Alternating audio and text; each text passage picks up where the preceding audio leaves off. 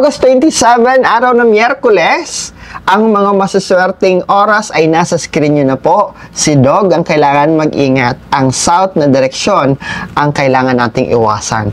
Ano-ano ang mga pwede nating gagawin on August 27 dahil mga masuswerte ang mga ito.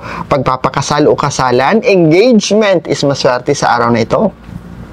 Pag-aalin ng sakripisyo, pagkakawang gawa, pagdodonate, maswerte sa araw na ito. Pag-aalay ng dasal para swertehin, maswerte sa araw na ito. Pag-aalay ng dasal para mabuntis ay maswerte sa araw na ito. Cesarean delivery ay maswerte sa araw na ito. Pagka-travel ay maswerte sa araw na ito. Pagtitibag ng lumang istruktura ay maswerte sa araw na ito. Pagde-decorate ng inyong tahanan, maswerte sa araw na ito. Pagsasabit o pagsaset up ng mga pampaswerte ay napakaswerte sa araw na ito.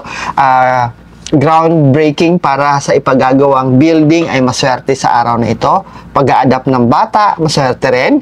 Grand opening, maswerte rin. Pakikipagnegosyo, business and trading ay maswerte sa araw na ito.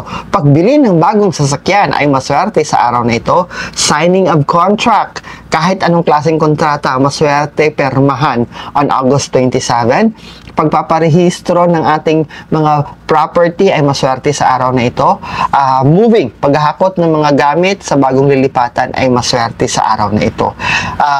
But, ito hindi maswerte na itong araw na ito ang una nyong araw na titira na kayo sa lilipatan. Paghahakot, okay lang. Pero kung titira kayo, hindi muna ngayon. Because August 27 is not an auspicious day for that one. Hindi rin maswerte ang pagbubungkal ng lupa para sa hinahanap ninyong source of water or deep well. Kung naghahanap kayo na magbubungkal kayo for a deep well o hindi pwede at hindi maswerte sa araw na ito.